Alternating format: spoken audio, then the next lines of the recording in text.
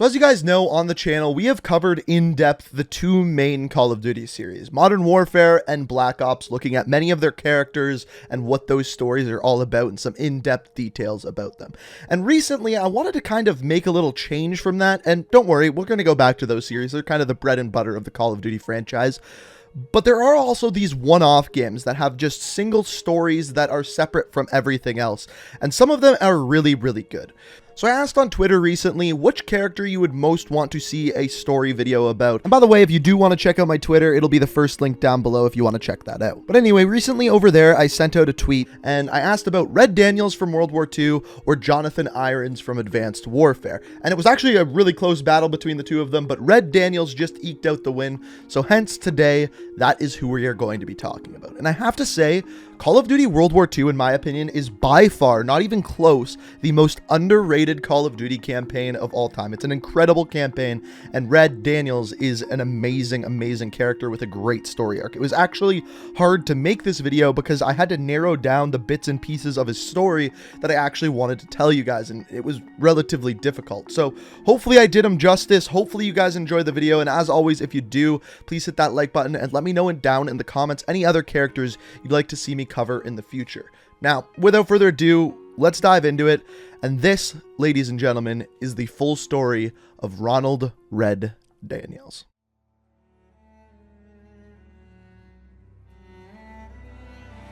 So, Ronald Red Daniels was born sometime in the year 1925 in Longview, Texas, to a father named Emmett Daniels, who just so happened to be a World War I veteran who was awarded a Silver Star for his action of the Battle of Cantigny. Now, things get dark early on in Red Daniels' life in the year 1938 when he decides to go hunting with his brother. Red! Red, take the shot! I'm trying!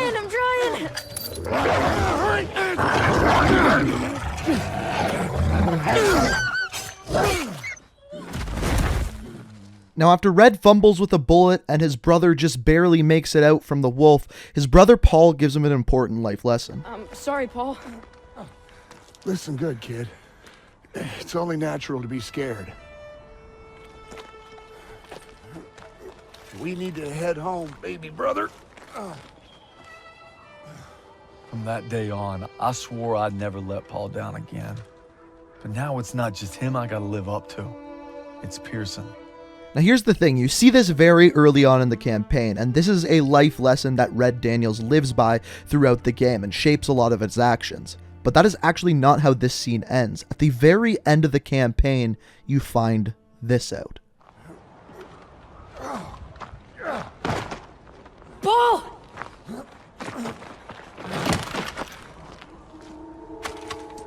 The wounds inflicted by the wolf were too much, and his brother actually just dies then and there, and for the rest of his life, he has felt like he let down his brother.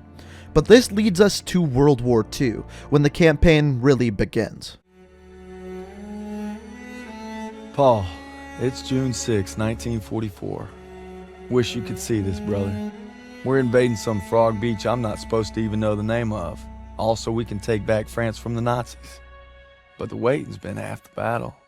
So the campaign of World War II is told from the first-person perspective of Red Daniels, written as a letter to his brother Paul. Now normally you don't find out until the end of the campaign that Paul is actually dead and that he's writing to a ghost. But I think it's important to know that ahead of time and then really listen to the things that he is saying to his brother. And the first thing that we learn out of the whole campaign is not about Red Daniels himself, but about his company of soldiers that he is working with throughout the campaign. Here's what he has to say about each of them. I hated Zussman the first week of basic, but now he's probably the best friend I have in the world.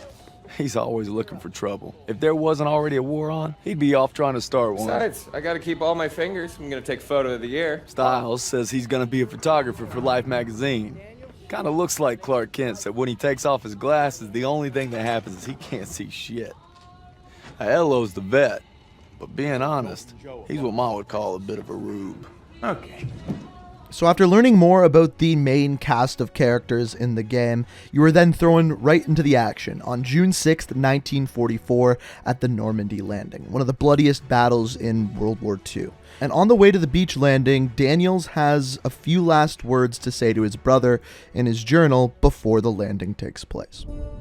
Ever since I could hold a rifle, I wanted to be like you, Paul. You've always been a tough act to follow. But I'm damn sure gonna try.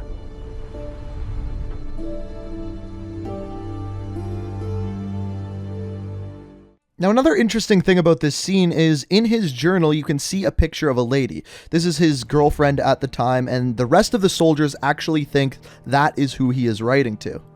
I wish I was coming home to her. Yeah, just wait till we hit Paris. Seems like a long way off. So once Daniels storms Omaha Beach, they do a couple things, and then Zussman and Daniels, remember these two are best friends, are sent into a bunker in which they get in a little bit of a fight with a German soldier. And in this fight, they manage to take out the Germans, but in doing so, Zussman gets stabbed. And once again, in this situation, it kind of brings back some vibes of Daniels with his brother once again. But this time, Daniels takes action right away and carries Zussman to a nearby field hospital. And by the end of the mission, Zussman and Daniels have a little bit of an emotional scene together. Rice. Daniels. Man, I thought I'd seen everything. He gonna be all right? Yeah, he taped them up pretty good. Should have stayed on the boat. Oh, now he tells us. Hey, what you did back there, I owe you. I'd say we're even. We'll see this through. To the end? To the end. Beachhead secured. We'll bivouac at the second hedgerow after the ridge. Welcome to the bloody first. You're a long way from Texas, farm boy. The next mission is called Operation Cobra, and I believe it takes place 7 weeks after the invasion of Normandy. And basically their goal here is to push further inland and gain some ground on the Germans. And the next few missions go through pretty flawlessly. They capture some AA guns, and after this they intercept a German train which is carrying some V2 rockets.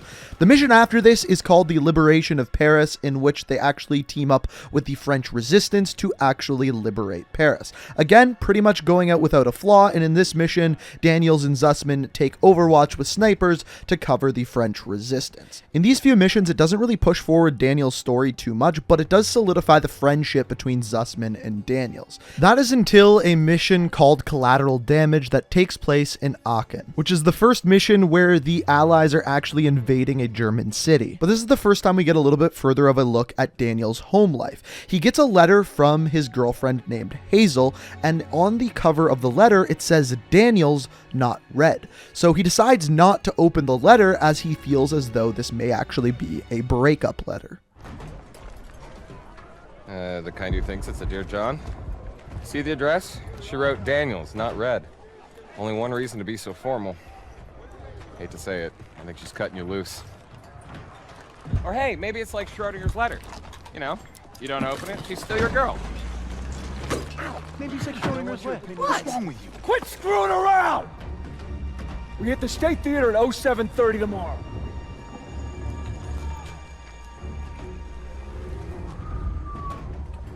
Everybody's got their limits. Everybody. True or not, Hazel, I gotta believe you still love me if I'm gonna stay strong. Now, once Daniels and the boys make their way into the city, they end up coming upon a building where they find two sisters hiding inside. Now, at this point, the mission changes from just attacking the Germans to saving these two sisters. And eventually, Daniels is able to get the two sisters to safety. This is before the Germans push an attack forward on the civilian truck, and unfortunately, Erica gets shot, leaving Anna alone. Now, this makes Daniels once again think about his family back home and reevaluates his decision and decides to read the letter. Inside is quite the surprise. I'm sorry I waited to tell you about the baby. I tried to the day you were shipping out. The day you took my picture. In the next mission, Daniels and Lieutenant Turner fight alongside each other through a forest, waiting for Zussman and Pearson to meet up with them. But at the end of the mission, things aren't going so well. They're attacked by a German tank, and as it's about to roll on top of Daniels, the German soldiers exit out the bottom and are about to kill Daniels. However, Turner steps in, executes them, but he forgets about one of the other Germans in the tank. He comes out and guns down Turner. Now, Daniels is able to stop the German, but that is the end of Turner. His friend and lieutenant is dead, just like that. After Turner's death, the next mission takes place on Christmas Day, and it's a famous mission known as the Battle of the Bulge. Now, this mission doesn't have too much impact on the overall story, but the one to follow does, called Ambush, where the team ambushes a German base. Now, in this mission, Daniels and Zussman are sent up in a tower to give overwatch to the team. Now, as they're doing so, their tower ends up getting shot down, they fall to the ground, and are about to be captured by German soldiers. Now, Zussman ends up being captured and taken away by the Germans, whereas Daniels is rescued by Pearson. Now, after this, Daniels disobeys Pearson's orders, grabs a jeep, and tries to track down Zussman, after which Pearson nearly executes him for disobeying his orders. You disobeyed a direct order. Then I guess you better court-martial me. Desertion is a capital offense. So maybe I should just do us all a favor and finish the job. Sergeant! It's over. You got no place in my platoon. Get him out of my face. Now, after this, Daniels wakes up in the 42nd Field Hospital in the Ardennes Forest, and after waking up, he finds out that he is being sent back home on an honorable discharge. He actually ended up finding intelligence that basically gave the American Army intel about how to invade Germany. However, Zussman is still captured, and at this point has been captured for 8 weeks. However, 2 weeks later, Daniels is sent home to reunite with his girlfriend and, of course, his baby. Welcome home, Red.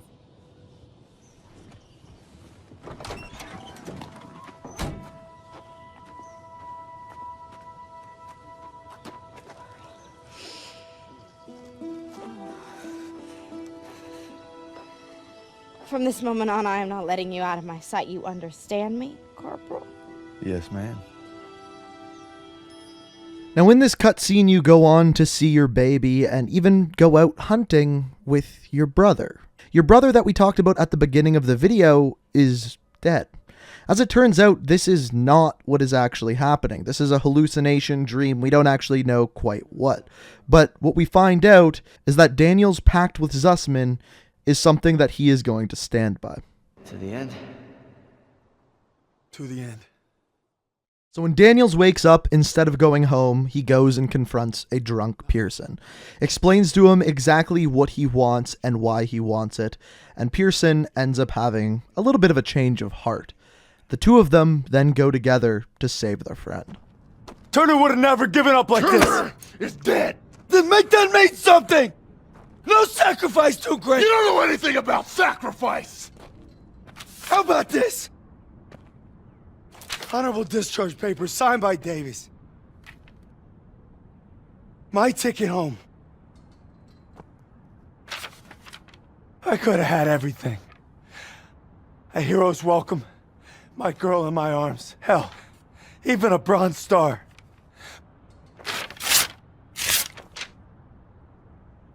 But I got one last mission. You must be crazy. Crazy ain't the half of it. After rejoining the squad, Daniels and the 1st Infantry Division stormed the bridge towards the Rhine, and after completing the mission, they find out about a POW camp in the area. And the 1st Infantry Division ignores Davis's orders and instead storms the POW camp. In so, finding out people who are tortured, wounded, brutalized, and killed, but at the end, they manage to find Zussman as he's about to be executed. Red, take the shot! Take the shot! Take the shot! Take the shot!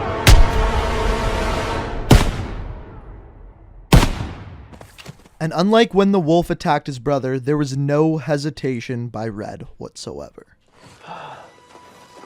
Is it over? You must be dreaming. What'd they do? Thought you were left behind. And I'm gonna die alone out here. Drink some. Easy now. Okay, come on, let's get on here. Into the Jeep, come on. Gentle, gentle, gentle.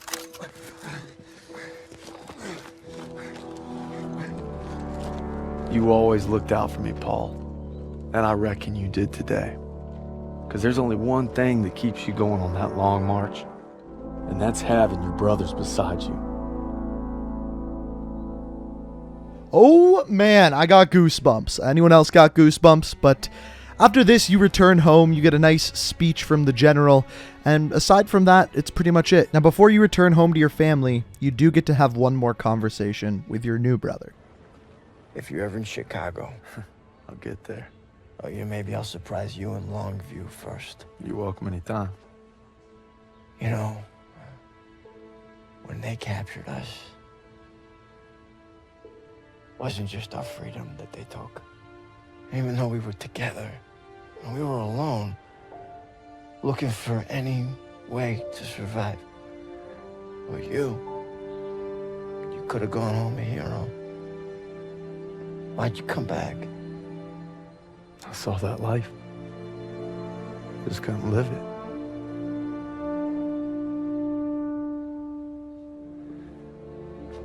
To the end.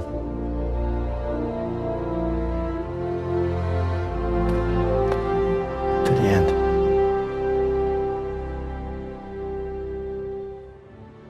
But before the game ends, Red has one more person to thank for one last time at the end of his game. A final letter to the person he calls his hero. The dream was different last night. This time we made it home. Together. I can still hear the wolves' paw. Sometimes I still see them coming. But you showed me how to fight them. So this belongs to you. Because the sacrifice you made taught me that a hero will risk it all to save his brother. And you'll always be both to me.